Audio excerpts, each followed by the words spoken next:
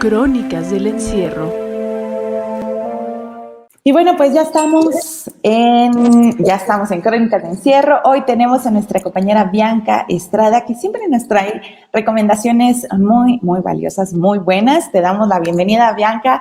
Muy buen día, ¿cómo estás? Y pues, ¿qué nos tienes para el día de hoy? ¿Qué tal, Dani y Romy? Pues feliz de estar, como siempre, todos los martes aquí con ustedes, compartiendo este espacio. Y pues efectivamente, como bien lo decía Romy y bien lo adelantaba, pues traemos una propuesta para que usted pueda disfrutar durante este fin de semana. Si usted decide ir al cine, ya sabe, con todas las medidas, pues la gran propuesta de este fin de semana, el estreno que llega a nuestro país es la película guatemalteca La Llorona, una película que realmente durante 2020 e inicios de este 2021 ha puesto pues los ojos de grandes reconocimientos puestos en la cinematografía guatemalteca, porque esta cinta de verdad habla de un tema importantísimo, uno de los capítulos más dolorosos de la historia de Guatemala, y eso es el genocidio perpetrado contra las comunidades indígenas, específicamente contra la maya. Y es que a inicios de los años 80 se llevó una masacre contra estas comunidades. Se dice que se murieron alrededor de 200,000 indígenas, bueno, más bien fueron asesinados por parte de las fuerzas militares de este país justo cuando se llevaba la guerra civil en este país. Y pues este caso ha quedado en total impunidad aún hoy en día. Este episodio tan doloroso de Guatemala, bueno, es retomado por el director Jairo Bustamante, con el que pudimos platicar y nos explica un poco mejor cómo fue que fue desarrollando su cinta, cómo tomó este episodio tan doloroso y tomó también la leyenda que nosotros también pues tenemos muy parte de nuestra cultura, la de La Llorona. Es una leyenda mesoamericana. Él retrata cómo enlazó estas dos mezclas de pues este realismo mágico con este episodio tan doloroso de la historia de Guatemala. Así que vamos a escucharlo. La guerra es una guerra estatal, ¿no? Que el Estado inicia y luego de la guerra el Estado también inicia otra guerra, que es la guerra en contra de la expresión de lo que pasó, y es el silenciar lo que pasó, es el negar el genocidio. Y cuando tú niegas un genocidio, también niegas el sufrimiento de los otros. Y eso es una cosa que se va heredando. El otro día, pero eso fue muy reciente, un político dijo, mataron a unos defensores de tierras indígenas, y un político dijo, no vamos a hacer tanto alboroto por 8 indios muertos. Así, públicamente, ¿no? Entonces, toda esta discriminación se sigue arrastrando.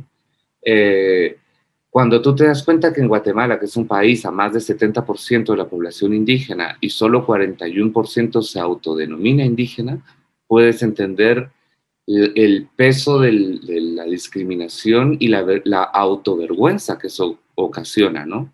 Entonces la gente se empieza a disfrazar, se empieza a negar sus orígenes, se empieza como a tratar de verse más europea, y todo lo que se pierde negando quién nosotros somos es lo más valioso que tenemos. O sea, niegas tu esencia de alguna manera, ¿no? Entonces, para mí el genocidio no es más que el piquito de todo el iceberg que hay detrás de la discriminación en contra de los pueblos indígenas. Y de esto queríamos hablar. Nosotros empezamos esta película con un eslogan que era Guatemala como madre tierra cansada de llorar a sus hijos oprimidos, desaparecidos, asesinados. Y eso no solo pasó durante el genocidio, sigue pasando. Este filme inicia con un juicio que se lleva 30 años después a uno de los generales que pues estuvo al frente de este genocidio. Pero aunque pues es la gran oportunidad de poder hacer justicia, bueno, el hombre queda absuelto. La decisión pues evidentemente empieza a levantar toda esta ira, todo este dolor contra hacia pues las personas que perdieron sus familiares en esta masacre, todas esas personas que tienen a sus familiares también desaparecidos. Junto a estos familiares del genocidio emerge un alma en pena, que es la representación de La Llorona. Ella se acerca a este general que pues es quedado como absuelto de este crimen, y pues ahí empieza este juego del realismo mágico con este episodio de Guatemala, este genocidio. La manera en que Jairo Bustamante va haciendo esta mezcla de la realidad con la ficción es realmente pues bastante disfrutable. Te atrapa desde el primer momento en la cinta. Él nos explica cómo fue entrelazando ambos elementos para poder retratar este capítulo, pues aparte de la mano, guiado de esta leyenda de La Llorona, que pues es tan cercano a nuestra cultura, pero también es tan cercano a la cultura de Guatemala. Vamos a escuchar a este cineasta guatemalteco. La leyenda de La Llorona es mesoamericana, incluso latinoamericana.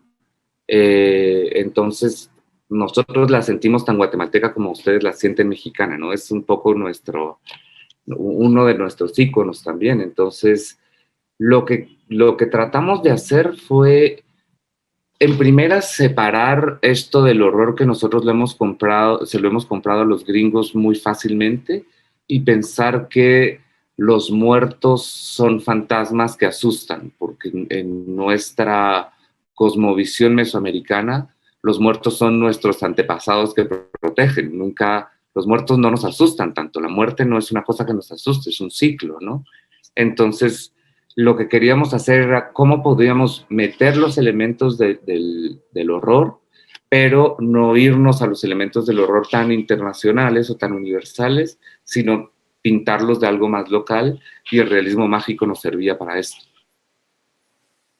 Algo que nos explicaba Jairo, que quería constatar en su cinta y que quedara bien claro, es que este terror que provocaba pues esta alma en pena no fuera mayor al horror que genera el genocidio que generó en Guatemala pues esta masacre contra la comunidad indígena por querer arrebatarles sus tierras, y que pues aún queda impune. Otro de los elementos que también buscaba este cineasta era porque el realismo mágico fuera el que reivindicara a la figura de La Llorona, no solamente como esta figura terrorífica, como ya lo explicaba, de horror que espanta, no, él como bien lo dice, nuestros muertos, tanto en la cultura mexicana como en la cultura guatemalteca, bueno, no son algo a lo que les temamos, sino nosotros les rendimos ese homenaje. Tenemos el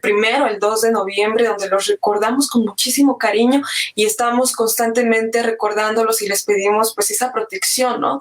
Justamente era lo que quería este cineasta. Él nos explica cómo logró reivindicar la figura de esta leyenda de La Llorona. Vamos a escuchar a este cineasta. Transformando un poco La Llorona a esa Llorona que es mucho más mesoamericana, que ya no tiene esos tintes españoles que la volvieron misógina, sino si Drácula puede ser un conde súper elegante, porque La Llorona siempre está representada como un monstruo en el cine. Entonces la idea era hacer de La Llorona también una princesa maya.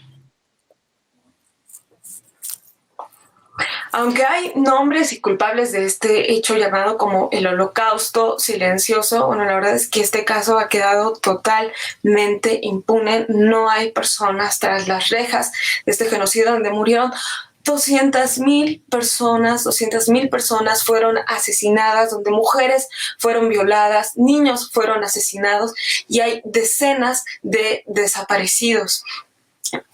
Un aspecto importante en esta cinta que cabe rescatar es que quien realiza un cameo es la activista y Premio Nobel de la Paz Rigoberta Menchú. Aparece en esta cinta. Rigoberta Menchú es amiga del cineasta, y él nos platicaba en esta entrevista que tuvimos con él que él pudo asesorarse completamente de ella. Ella fue alimentando mucho de esta cinta, sobre todo para hablar sobre esta parte de las comunidades indígenas, cómo iban a estar representadas dentro de la película.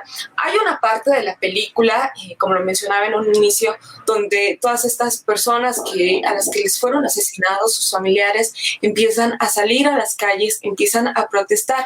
Bueno, estas personas que se ven en escena no son extras que fueron contratados, en realidad son personas que perdieron a sus familiares en este capítulo, como ya lo decía, llamado Holocausto Silencioso, y se prestaron para esta película para poner otra vez en pantalla el rostro de sus familiares. Rigoberta estuvo muy, muy cerca de este trabajo, que como bien nos decía Jairo, pues aún incomoda muchísimo en Guatemala, aún es silenciado y aún se vive esta censura, que también, como nos platica él, no es una censura como tal de que tu película se queda guardada en una caja y nadie la va a poder ver, no como tal, pero pues sí cuesta distribuir la cinta en este país centroamericano, porque pues la sala simplemente, cuando él les muestra la cinta, dicen: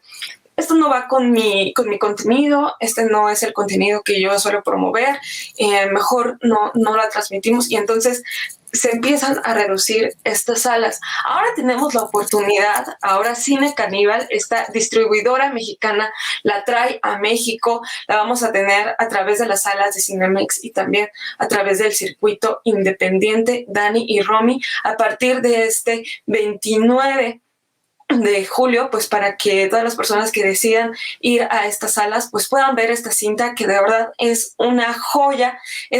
Esta cinta fue nominada a muchísimos premios.